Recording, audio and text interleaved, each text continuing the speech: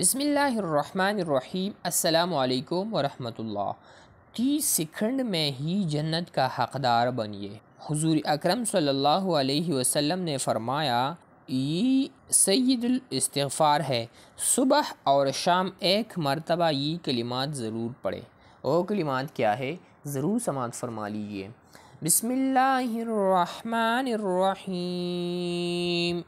اللہم انت ربی لا الہ الا انت خلقتنی وانا عبدک وانا علی عہدک ووعدک ما استطعت اعوذ بک من شر ما صنعت ابوء لک بنعمتک علی وابوء لک بذنبی فاغفر لی فانہ لا یغفر الذنوب الا انت۔